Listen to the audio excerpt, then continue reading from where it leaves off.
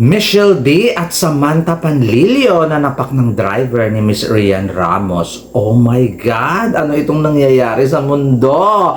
Hello, Crawella! So, buhay! This is Gaisel Ortega and welcome back to my YouTube channel. Ayun, kamusta po kayo lahat? Good morning, good afternoon, good evening. Ano mga oras kayo nanonood sa akin ngayon? Maraming pong salamat. Sa mga bago ko dyan subscriber, returning viewers, thank you so much sa support. Sa mga hindi pa po dyan nakasubscribe, please subscribe my YouTube channel, Gaisel Ortega, Cruella and Pageantry. And click the notification bell para updated kayo when it comes na maglabas ako ng aking mga video.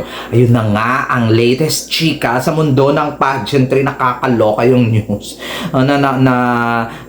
Mamaya na natin yan. Sa kasagsagan ba naman ng Miss World Philippines at saka Miss Intercontinental 2026 ay talagang may mga ganitong mga issue at kailangang nag-trending talaga ng bonggang-bongga.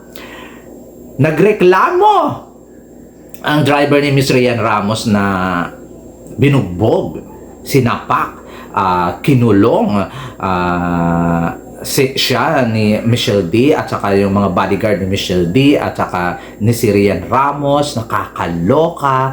So, at may mga tumalon issue sa building pero walang injury. I don't know kung anong nangyari, hindi ko alam. Siguro sa mga ebidensya ng bonggang-bongga, bahala na lang sila na magsiwalat ng mga ebidensya. Pero yung feeling ko talaga nung unang kong nakita yung news, sabi ko, fake news ba to? Sabi ko, kakaloka naman. Magagawa ba ito ng isang Michelle D, ni Rian Ramos, at saka, sino ba yung isa? Kunwari nakalimutan ko, hindi ko siya bet. Charot lang. May pumipilit lang sa akin na i-bet siya, pero hindi ko, from the bottom of my heart, hindi ko talaga siya bet.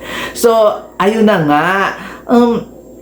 Oh my God, sabi ko, fake news to. As in, fake news, parang dinedma ko. Tapos, nag-comment pa nga ako doon sa gumagawa kayo ng kwento, mga ganun pa ako kahapon. Tapos, mga kayo, chusera. Hindi ko pinagpapatulan, mga ganun talaga. Siyempre, Michelle dito at saka Rian Ramos, o di pa. Tapos, yung isa, yung Lot de Leon and Friends. Charot lang. Sabi ko, sige, pabayaan natin yan. Dead mahen. Tapos pero nag-comment ako, gagawa kayo ng kwento, ganun. Aba, nung kinagabihan, nanood ako ng ABS-CBN yata. If I'm not mistaken, I don't know, nasaktuhan lang ng live sa YouTube. Hindi naman ako, wala naman kasi kaming TV. Nasaktuhan lang sakto talaga. Michelle D! Chuchu ng bugbog, ng mulong, chuchu. Dahil nanguha daw ang driver ng ampaw na may laman ng mga sensitive photos at mga chuchu. Ano kaya yung sensitive photos na yun? Charot lang! Mas interesado ako sa sensitive kaysa sa mga pananapak. Charot lang! Charot lang! Sa totoo lang, ano kaya yun? Ang laman ng ampaw na may sensitive photos na yun at saka kung anong-aning mga kinemerot na photos na yun. Bakit kailangang mambugbog, manapak, manikmura, tumalon sa building? Lahat na! Ano ang meron dun? Oh my God! I'm so excited and looking forward for that sensitive photos na nawawala. Kung sino man ang nakakita, ipresenta sa akin. Charot! Hindi ako interesado sa mga pananapa kasi bakit napunta doon? Dahil doon sa ampaw na may laman ng mga photos. Doon talaga ako interesado, hindi si nanapak. Charot lang. O ako rin naman siguro, kung may mga scandals ako with some, or may mga photos na hindi pwedeng makita ng mala, tapos nawawala, mananapak din ako. Nakakaloka! Oh my God! Lalong-lalo na pag malaman ng lahat na hindi na pala ako 10 years na virgin. Siyempre, kailangan protection na ng image. Kailangan, oh my God! 10 years ng virgin! Pak! Ganun lang. Charot lang, nakakaloka. Pero seryoso, ito yung labanan. Wala akong comment regarding that hindi ko pwedeng ipagtanggol si driver at hindi ko rin pwedeng ihusgahan agad si Michelle D. Rian and the other beauty queen. So, hindi pa natin alam ang buong katotohanan. Hindi pa natin nga alam kung reaction nila or statement nila na pwede tayong husgahan natin yung mga beauty queen. Yun lang talaga ako. Hindi ko pwedeng husgahan agad si Michelle. Ay, grabe ka naman, Michelle. Chuchuchucho. Hindi ako ganon. Kasi, niisip ko pa lang, syempre may ginawa siguro yung driver, may ginawa siguro yung hindi man na, statement pa lang ng driver yung at saka sa balita kasi walang statement ng ng mga beauty queens na ito na pinagbibintangan na nagkulong ng mga bodyguard. Wala pa. So kulang-kulang yung statement. So nandun ako, okay, na lang ako. Hindi ko siya tao din naman sila Michelle D, sila Rian. Malay mo, napakasensitibo talaga ng na yun, ng picture na yun, para umabot sila sa mga. Pero hindi ko sinabing baka ginawa nila. Kung ako lang baka lalong-lalo na masisira ang reputasyon ko, yung buhay ko. Talagang pangalagaan ko rin syempre, tapos nawawala. Pero di ba? Tapos si driver lang yung pumasok sa mga ganitong kotse na doon sa nakakaloka talaga. Pero kung wala namang kinuha si driver, o paano yun? Ba't kailangan mahantong doon sa bugbugan, sampalan, sikmuraan, at pagtalon ng driver sa building? Pero hindi ako na-excite doon sa mga kasuhan nila. Kaya nila yan, laban lang. O, kaya ng driver yan, kaya nila Michelle yan, bala sila dyan, gusot nila yan, problema nila yan. Huwag na kayong makisawsaw. Pero naluloka ako, mga beauty queen pa man ito. Tapos nakakaloka yung mga girls pa yung nanapak ng boys. Nakakaloka, pero eto talaga, ano ang laman ng ampaw? May mga photos ba doon, videos, etc. Sino ang nakakuha nun? Oh my G! Charot lang. Promise. Yun talaga ako. Sabi, kasi hindi naman nahantong sa mga ganyang sapakan, sa mga sikmuraan kung simpleng photos lang naman, nakagano lang naman si Michelle D at may siya dito, may flower. 'Di ba? Hindi hahantong 'yon. At hindi hahantong sa mga narinig di umano ng gwardiya na na tatapusin na ng bodyguard pala di umano narinig ng ano ba naman yan pinagsasabi ko ng driver ni Rian Ramos na tatapusin na siya yung wala namang sinabing buhay, di ba? Yun lang naman yung statement niya. Baka tatapusin na yung kanyang paghihirap. Nagbalik lang siya ng pandinig. Malay mo, di ba? Malay mo, tatapusin na yung kanyang paghihirap. Kailangan natin pakawalan to. Nag-overthink siya o tumalon siya sa ngayon sa building. Nakakaloka, tumalon ka sa building tapos wala kang gas-gas. Nakakaloka. Doon pa lang medyo, yun? Anong nangyari? 34th birthday ba yun? Tapos na whole 29. Parang anong nangyari? Siguro, hindi ko, oh my gosh, hindi ko kaya yun.